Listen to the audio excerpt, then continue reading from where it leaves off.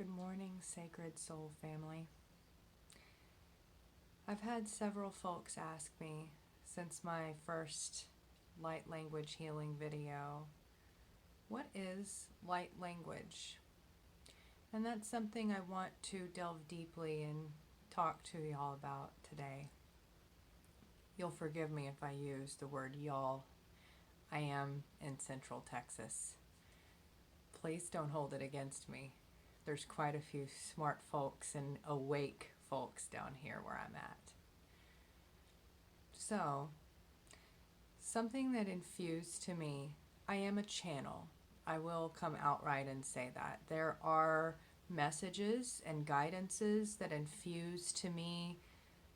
I will say that they are given to me. That is a fair verb to use in this situation, in this circumstance. When I was pondering this question, what is light language? The way that my visions are given to me, the way that my guidances are infused into my orb of understanding is not different than how most channels operate. It's in metaphors. It's in figures of expression.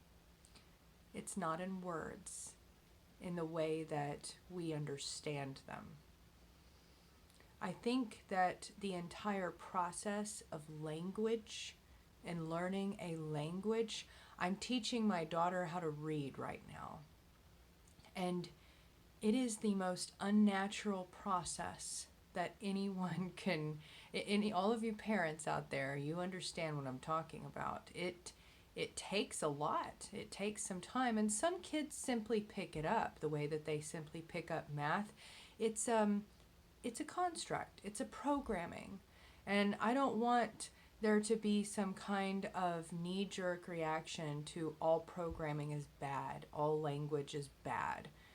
I want to kind of use the metaphor and relate it over to a version of software. Simply because the entire operating system is somewhat changed from that software that is downloaded from it does not mean that that's a bad thing.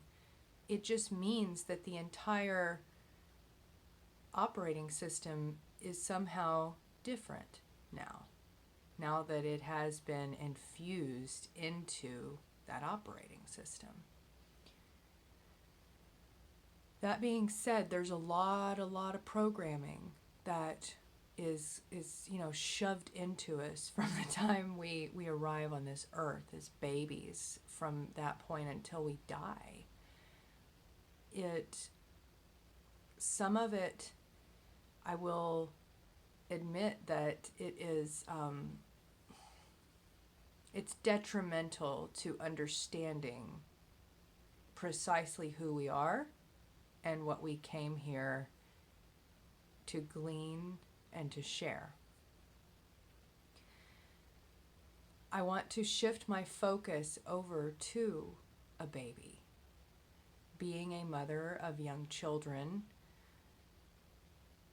there were many sleepless nights where I sat up and I did all that I could to calm my baby of colic, to soothe them.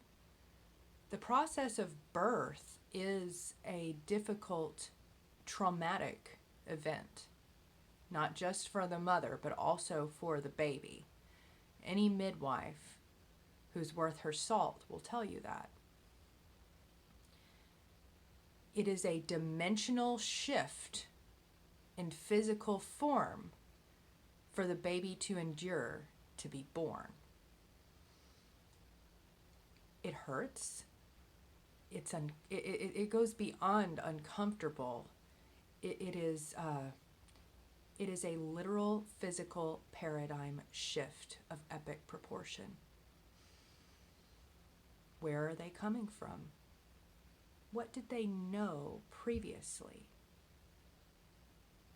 It is such a precious and fleeting moment in time to look closely at your newborn baby and wonder these concepts. There is something that I learned is pretty much innate within all little bitty babies. And I learned this at the birthing center that I had both of my children at. A little bitty baby, when crying, you'll notice a change if you begin to sing to them. I mean, this is perpetuated throughout the ages. The vision, the image of the mother, the loving, nurturing mother holding her baby and singing to it while rocking, right? Something that I'm sure many of you parents who have sat up all night with a screaming baby, and whenever, I think this is an experience that we are supposed to have. When you're short on sleep and you kind of enter that state of bewilderment, overwhelm even, and you have a choice. You can take the trajectory of anger and anguish and, oh my God, when is this child going to go to bed? And that is, you can go down that trajectory, but we all know that baby ain't going to calm down from that energy being emitted from us, right? Or you can simply embrace that kind of bewildered, dreamlike state, and you can begin to sing to the baby. We respond to chanting. We respond to repetitive chanting. I mean, indigenous cultures all over the world that induce a trance-like state know this. So you will find quickly that the less you change the song for when you're singing to your baby, the more effective it's going to be in calming them down. So you might start with a song such as, "Hush, little baby, don't say a word. Mama's gonna buy you a mockingbird." And you might sing that over and over and over and over and over again. But after a while, you might find the way that I found that those words, even though this song is soothing this baby and helping it to calm down, those words mean nothing. And that might cause you to take the next jump in experimenting with the simple tune, but with different tonal qualities to your voice, other than words from the English language. Hun sera baisha hun de batun fadek sun te hakshena setun.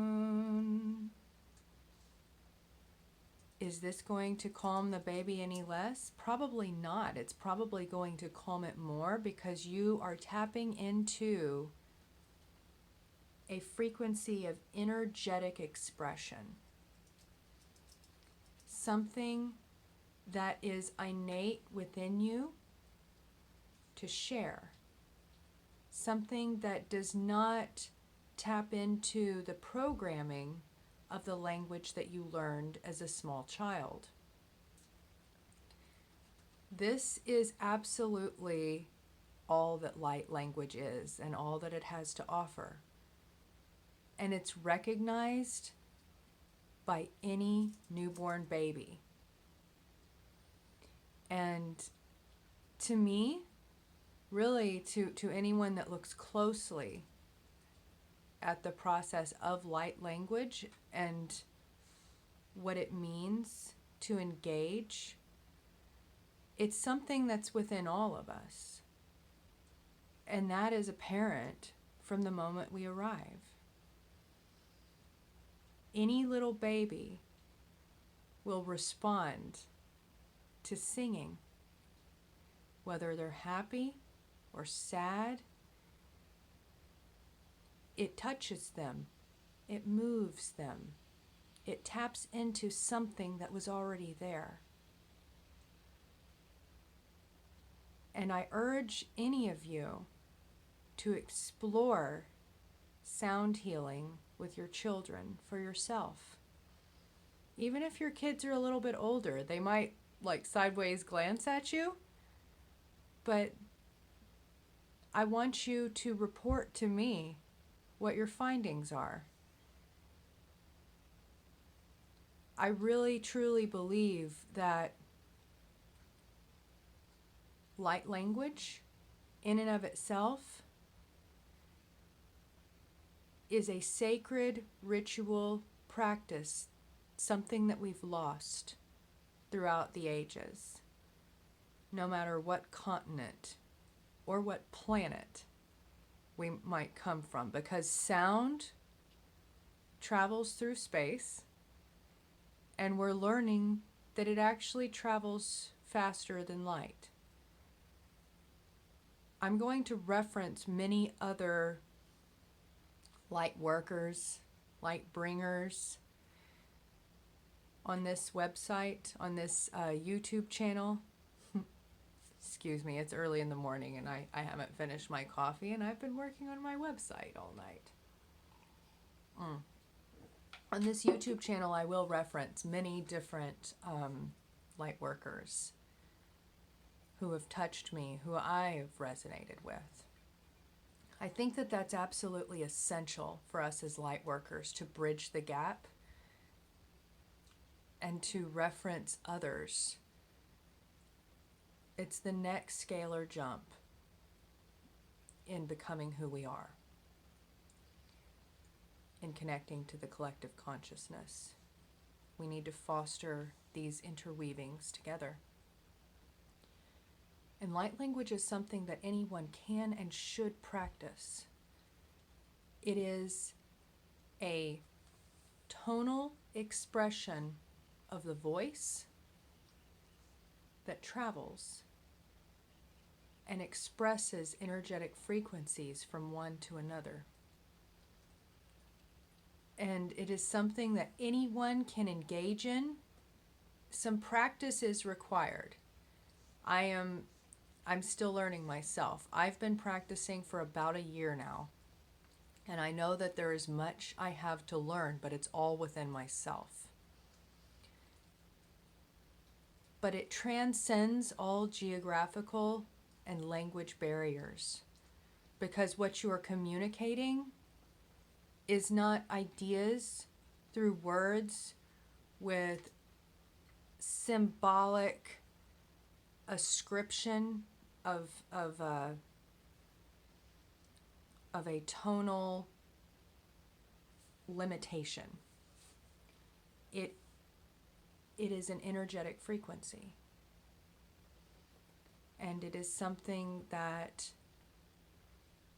we will be able to communicate with anyone, anywhere, if we simply relearn ourselves, who we are, and what we're made of from the moment we arrive. My name is Jenna PinkStone, and I urge you to contact me. I urge you to reach out to me. I can be contacted at JennaPinkStone gmail.com. And you can also connect with me on Instagram. I do my best to raise the energetic vibration there as well through the use of the human languages, through the use of the English language, and inspirational quotes and spiritual wisdom. There are many different avenues. And I also want to throw out that if you're interested in sound therapy, in sound healing, and kind of the science behind sound, I want to refer you to an expert who can relay that to you far better than myself. And his name is Michael Tellinger. He's done a lot of work that you'll find if you do a quick search on him on the concentric stone circles in South Africa. Very interesting work.